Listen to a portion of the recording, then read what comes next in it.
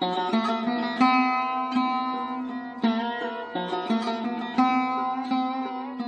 the Nachiketas story, I have to say, is kind of like a classic, right? It has elements of a really good folk tale.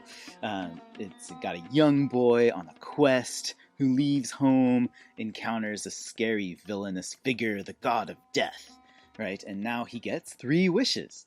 It's perfect folktale, actually. So what does he wish for? Let's find out. I should say also that this part of the Katha Upanishad is kind of directly commenting on some of the technicalities of Vedic ritual, meaning most of it is kind of obscure to us unless you've been studying the rest of the Yajurveda tradition that it's coming out of. So that's why a lot of it is kind of like odd and difficult for us to understand.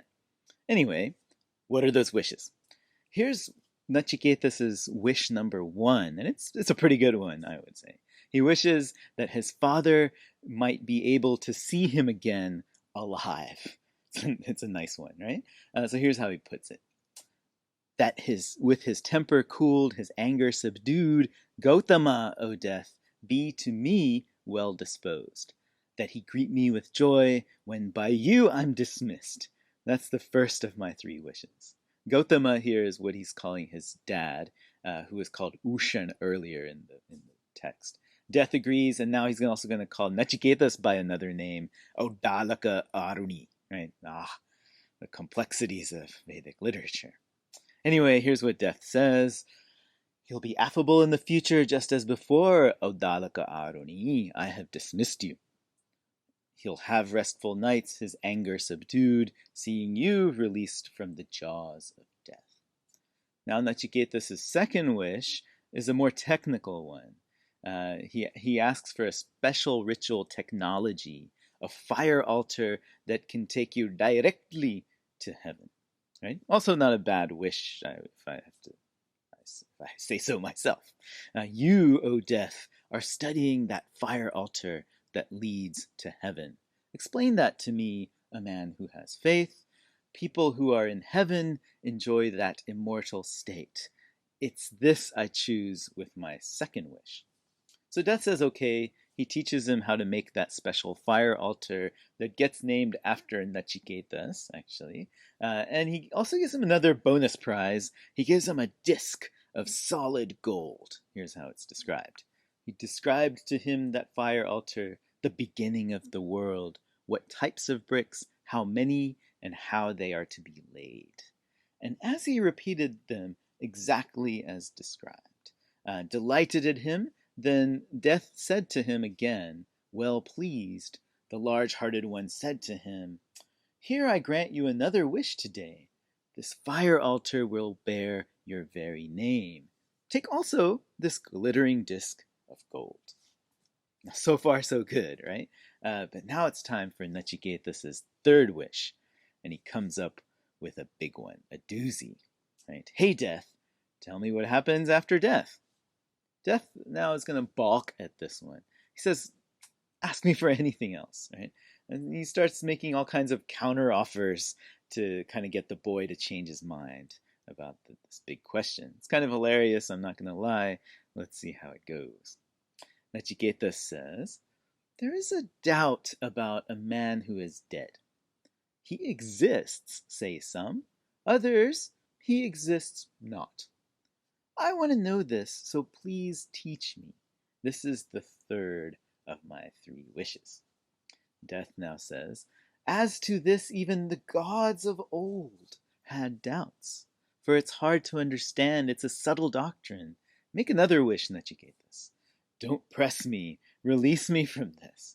Nachiketas is persistent, though. As to this, we're told, even the gods had doubts, you say, Death, that it's hard to understand.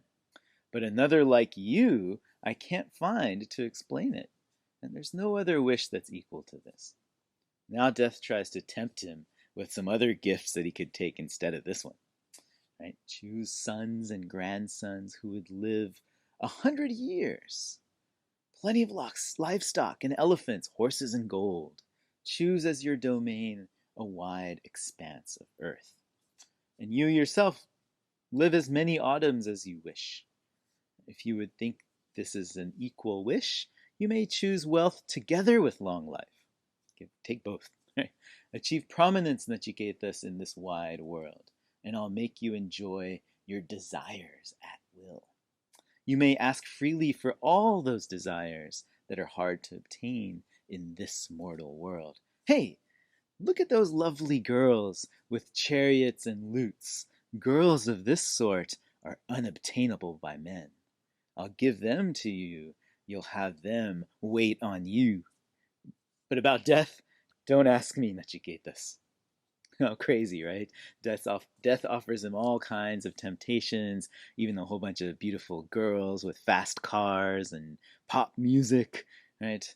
All in an effort to avoid having to talk about this very serious topic of death.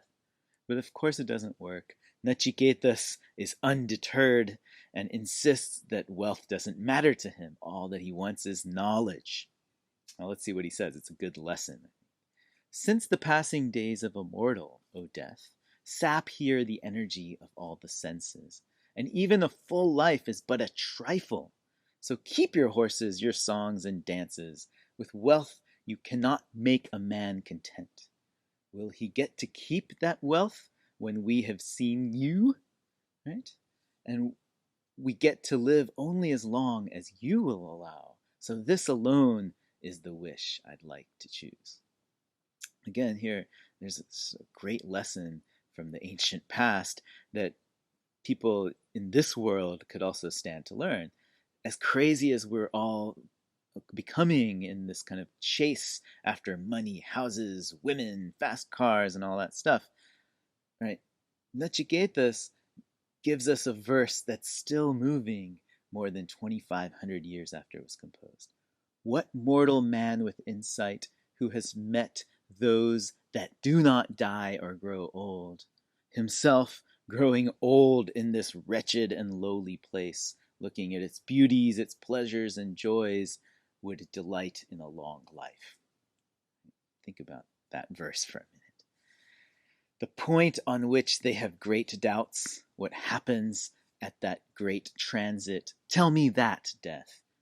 This is my wish, probing the mystery deep. Nachiketas wishes for nothing other than that.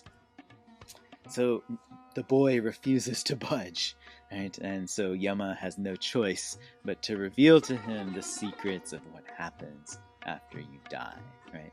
And the means to avoid death, old age, and suffering, and attain an immortal level of joy. Right? We're going to find out what he says in our next segment.